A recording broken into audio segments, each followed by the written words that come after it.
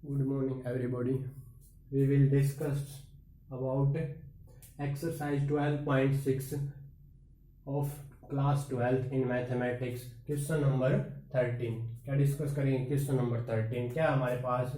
Find a unit vector in the plane of vectors a vector and b vector perpendicular to the c vector. ये किसका symbol है? Perpendicular.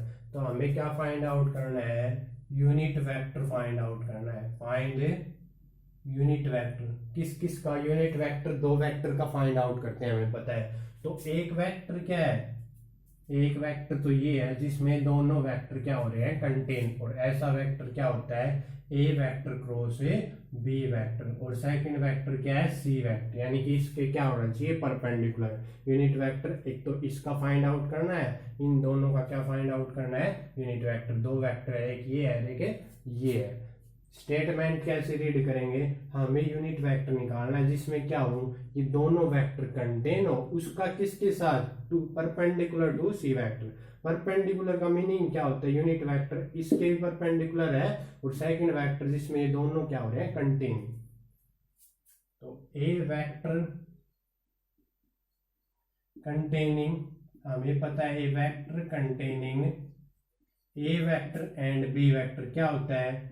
A vector cross a b vector. ये होता है. Starting में क्या था? जब इसकी डेफिनेशन पढ़ी थी क्रॉस मल्टीप्लिकेशन की, ए वेक्टर क्रॉस बी वेक्टर क्या होता है? जिसमें ये दोनों कंटेन होते हैं, इसी प्लेन में एग्जिस्ट करता है और ए के भी परपेंडिकुलर होता है, बी के भी परपेंडिकुलर. ये इसकी प्रॉपर्टी होती है कि ये वेक्टर क्या होता है? ए के भी परपेंडिकुलर होता है, बी के भी, और सेम प्लेन में क्या कर रहा है? एग्जिस्ट कर रहा है. इसमें ए भी कंटेन है और क्या है?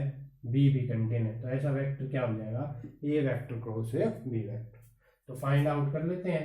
A vector cross b vector क्या आएगा हमारे पास? डिटरमिनेंट आई कैप, यहाँ पर जे कैप, यहाँ पर के कैप. ए वेक्टर बी वेक्टर की क्रॉस प्रोडक्ट. ए वेक्टर क्या है? ये है. तो कंपोनेंट क्या है? 1 आई का, जे का कंपोनेंट 2, के का 0. बी वेक्टर में आई का कंपोनेंट 0, जे का क्या है? 1, ए का क्या है? 2. इसको एक्सपेंड करोगे तो क्या आएगा हमारे पास? आई कैप इंटू, देखो यहाँ पर इसकी मल्टीप्लाई करते हैं, 4 माइनस 0 तो क्या आएगा? 4 माइनस जे कैप इंटू इसकी इसके साथ मल्टीप्लाई 2 माइनस 0. ये तुम्हें अच्छी तरह आता है, चैप्टर हम 4th में पढ़ चुके हैं. डिटरमिनेंट कैसे एक्सपेंड करते हैं? एक्सपेंड कर रहे हैं, expand along first row, plus के कैप इंटू इसकी मल्टीप्लाई इसके साथ 1 माइनस 0 क्या बनेगा? 1. तो हमारे पास रिजल्ट क्या आएगा? 4 आई कैप माइनस 2 जे कैप प्लस का के कैप. इसको एक्सपेंड किया है, एक्सपेंड अलोंग फर्स्ट रो. ये एक्सपेंड कर दिया.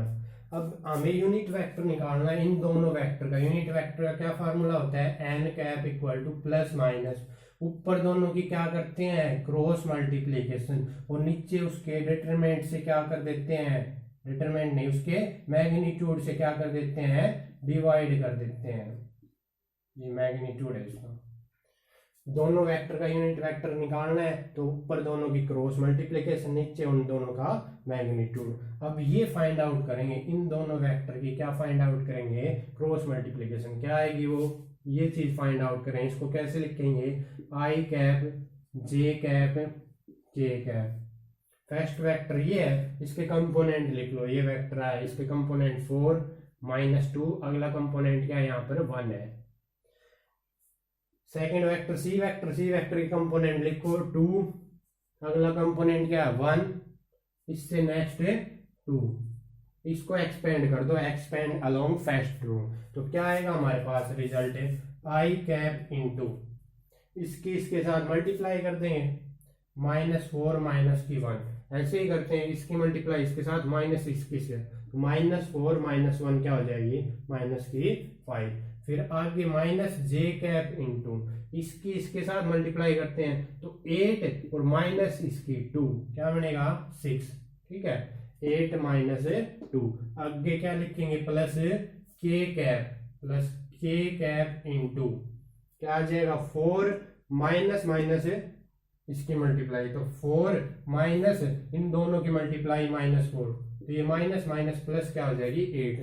तो हमारे पास इसकी मल्टीप्लीकेशन क्या है, इसको एक्सपेंड करके वेक्टर क्या है, ये यहाँ पर -5 i cap -6 j cap plus की 8 k कैप, ये कौन सा वेक्टर आ गया, ये वेक्टर आ गया ए वेक्टर क्रॉस बी वेक्टर, इसकी क्रॉस प्रोडक्ट सी वेक्टर के साथ है क्या आ गई, ये वेक्टर। नीचे किससे डिवाइड कर देंगे, इसके मैग्नीट्यूड से, वो क्या निकल जाएगा, इसका यूनिट वेक्टर। अब इसका क्या फाइंड आउट कर लेते हैं, मैग्नीट्यूड।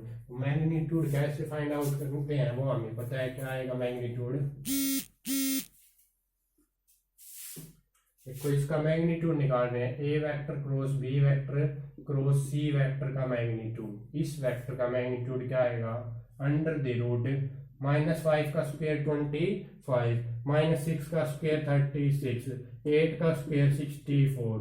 तो ये क्या बन जाएगा रिजल्ट हमारे पास, इन दोनों को ऐड कर लो पहले, 100 बनेगा, इन दोनों को ऐड करोगे 100 और 125 आ गया हमारे पास रिजल्ट। इसको क्या लिख सकते हैं हम, 25 × 5 ऐसा लिख सकते हैं, ठीक है, 25 × 5। 25 का रूट क्या होता है 5, और ये 5 का रूट एज इट इज, तो हमारे पास इसका मैग्नीट्यूड ये आ गया। अब वैल्यू पुट कर देते हैं, यूनिट वेक्टर क्या होता है, ऊपर क्या लिखेंगे इस वेक्टर की वैल्यू, वेक्टर क्या हमारे पास -5 i cap -6 j cap plus 8 k cap, नीचे इसके मैग्नीट्यूड से डिवाइड कर देंगे 5√5, ये क्या आ जाएगा यूनिट वेक्टर, इसका a vector cross b vector and c vector. तो ये क्या हो जाएगा हमारा रिक्वायर्ड आंसर। इसको क्या कर सकते हैं हम, सेपरेट भी कर सकते हैं, इसके नीचे अलग लिख सकते हैं, इसके नीचे अलग, इसके नीचे अलग लिख सकते हैं। अब मूव करते हैं question number 14।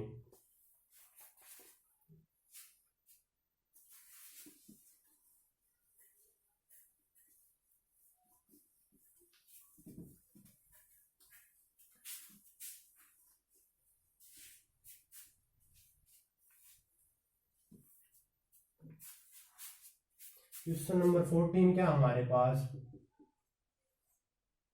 Find the sine of angle between the vector, find the sine of angle between the vectors.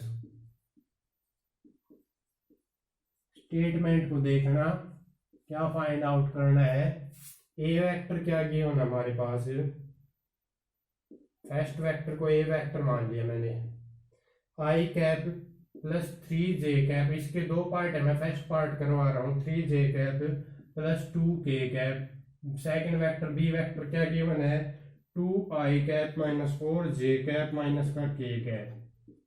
हमें क्या फाइंड आउट करना है, sine of angle between the vectors, यानी कि क्या फाइंड आउट करना है, sine of angle between these vectors. दो वेक्टर्स हैं, इनके बीच में कुछ ना कुछ क्या होगा, एंगल बनेगा। ये मान लो ए वेक्टर है, ये क्या है बी वेक्टर, इनके बीच का एंगल क्या मान लो, थीटा मान लो, क्या मान लिया, let theta be the angle between a vector and b vector. तो हमें क्या फाइंड आउट करना है, sine of theta find out करना है, sine of angle between two vectors. Angle between two vectors क्या मान लिया, थीटा, यानी कि साइन थीटा की वैल्यू फाइंड आउट करनी। साइन थीटा का फार्मूला क्या होता है, क्या लिखेंगे, वी नो दैट, हम जानते हैं, क्या जानते हैं, sine of angle between two vector sine theta equal to a vector cross b vector का मैग्नीट्यूड डिवाइड कर देंगे उनके सेपरेट का मैग्नीट्यूड, ए वेक्टर का मैग्नीट्यूड इनटू बी वेक्टर, ये फार्मूला होता है। ऊपर दोनों का मैग्नीट्यूड क्रॉस प्रोडक्ट, नीचे दोनों का सेपरेट का मैग्नीट्यूड। तो पहले फाइंड आउट करेंगे इसकी क्रॉस प्रोडक्ट, फिर इसका मैग्नीट्यूड। तो ए वेक्टर क्रॉस बी वेक्टर, ए वेक्टर क्रॉस बी वेक्टर क्या है, ये हमारे पास आई कैप जे कैप के कैप लिखेंगे डिटरमिनेंट में। आई कंपोनेंट क्या है 1, जे कंपोनेंट 3, के कंपोनेंट 2, ऐसे यहाँ पर आई कंपोनेंट 2, जे कंपोनेंट -4 -1। क्या लिखेंगे, expand along first row, as it is करना है। तो क्या आएगा, इसकी मल्टीप्लाई इसके साथ, ये मल्टीप्लाई तुम्हें पता है कैसे करते हैं, -3 माइनस माइनस क्या हो जाएगी, प्लस की 8 हो जाएगी, -3 माइनस माइनस क्या हो जाएगी प्लस। फिर माइनस जे कैप इंटू क्या करेंगे, इसकी मल्टीप्लाई इसके साथ -1, फिर माइनस इसकी के साथ -4 प्लस के कैप इंटू इसकी मल्टीप्लाई इसके साथ -4 -3 इंटू 2 क्या आ जाएगा 6। तो हमारे पास रिजल्ट क्या आएगा 5 आई कैप, ये माइनस का 5 और माइनस माइनस क्या हो जाएगा प्लस का 5 जे कैप, ये माइनस का क्या बनेगा 10 के कैप। ये ए वेक्टर क्रॉस बी वेक्टर। अब इसका मैग्नीट्यूड फाइंड आउट कर लेते हैं। इसका मैग्नीट्यूड कैसे फाइंड आउट करते हैं, स्क्वायर रूट ऑफ कंपोनेंट का स्क्वायर करेंगे, 5 का स्क्वायर 25, 5 का स्क्वायर 25, 10 का -10 का स्क्वायर प्लस का 100 और ऐड कर देंगे, क्या बनेगा ये 150 हो गया हमारे पास। इसको क्या लिख सकते हैं 25 मल्टीप्लाई 6 लिख सकते हैं। 25 का रूट क्या हो जाएगा 5√6, ये क्या आ गया ए वेक्टर क्रॉस बी वेक्टर का मैग्नीट्यूड आ गया। अब नीचे किससे डिवाइड करेंगे, दोनों का मैग्नीट्यूड अलग अलग फाइंड आउट कर लो। तो ए वेक्टर का मैग्नीट्यूड क्या आएगा square root of a vector ये है, तो कंपोनेंट का स्क्वायर करेंगे, 1 का स्क्वायर 1, 3 का स्क्वायर 9, 2 का स्क्वायर प्लस का 4, तो क्या बन जाएगा ये 10 और ये 14। बी का मैग्नीट्यूड और फाइंड आउट कर लो। बी का मैग्नीट्यूड क्या आएगा हमारे पास 2 का स्क्वायर 4 -4 का स्क्वायर 16 -1 का स्क्वायर प्लस का 1, क्या आएगा ये 16 और 4 20 और 21। तो यहाँ पर वैल्यू पुट कर दो। ऊपर इसकी वैल्यू क्या आई है 5√6, नीचे वैल्यू क्या आई है √14 इंटू √21। इसको आगे सोल्व करना चाहो दोनों की क्या कर लो अंदर मल्टीप्लाई कर दो और एक बार रूट लगा दो, ठीक है, कंबाइन कर दो, तो ऐसे भी कर सकते हो। तो ये क्या आ जाएगा इसमें sine of a angle between two vector. इसको आगे और सोल्व करना चाहो तो आगे और सोल्व कर लो। क्या आएगा हमारे पास है ऊपर क्या है 5√6, ठीक है, आगे सोल्व करना चाहो सोल्व कर लो, आंसर मैच करना है तो यहाँ तक भी ठीक है तुम्हारा। क्या आएगा, इसको क्या लिख सकते हैं 7 × 2, इसको क्या लिख सकते हैं 7 × 3, दोनों को कंबाइन रूट कर दो। अब कंबाइन रूट करोगे तो क्या आ जाएगा हमारे पास रिजल्ट है 5√6 एज इट इज, नीचे कंबाइन रूट कर दिया 7 × 2 × 7 × 3, ये 7 का स्क्वायर हो जाएगा और स्क्वायर से क्या आ जाएगा ये बाहर आ जाएगा। क्या लिख सकते हैं 7 स्क्वायर और 2 × 3, 7 स्क्वायर स्क्वायर से रूट क्या हो जाएगा कैंसिल, तो 5√6 डिवाइड बाई 7 और इसका रूट तो एज इट इज रहेगा, अंदर क्या है 6 लिख सकते हैं इसको, तो √6 से √6 कैंसिल, तो हमारा आंसर क्या आ जाएगा 5/7। ये किसकी वैल्यू आ गई साइन थीटा जो हमें फाइंड आउट करना, तो ये क्या हो जाएगा हमारा रिक्वायर्ड आंसर। ऐसे क्या करना इसका सेकंड पार्ट है। सेकंड पार्ट क्या दे रखा है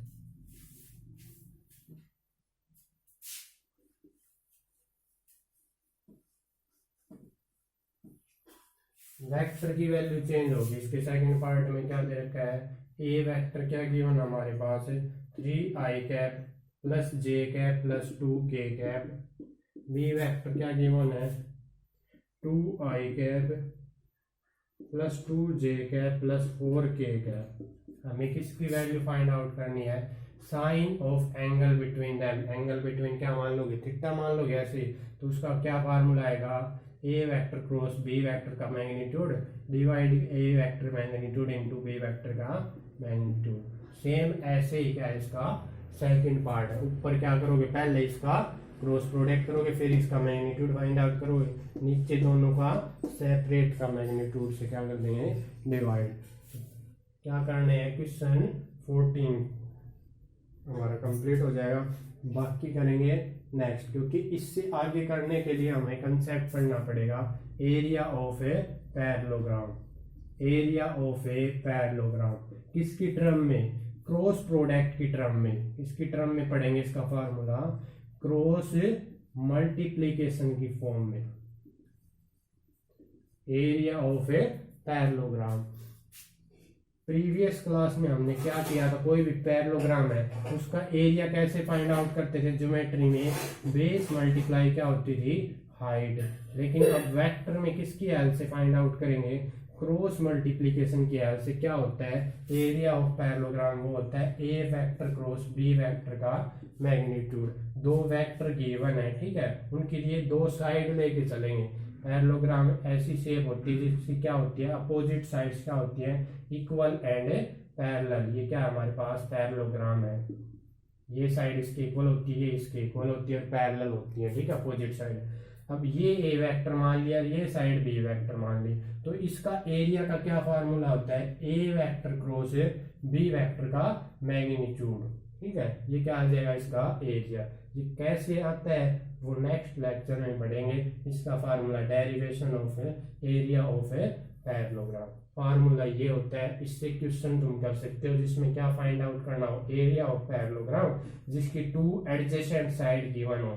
इसको क्या बोलते हैं, एडजेसेंट साइड। एडजेसेंट साइड क्या होती है, एडजेसेंट साइड क्या होती है, जिसके क्या हो, सेम यहाँ पर एक पॉइंट हो, ठीक है, स्टार्टिंग पॉइंट क्या हो जिसमें सेम हो, यानी कि साथ लगती हो, उसको क्या बोलते हैं, एडजेसेंट साइड। तो ये एरिया का फार्मूला ये डिस्कस करेंगे नेक्स्ट लेक्चर में। Thank you and have a nice day.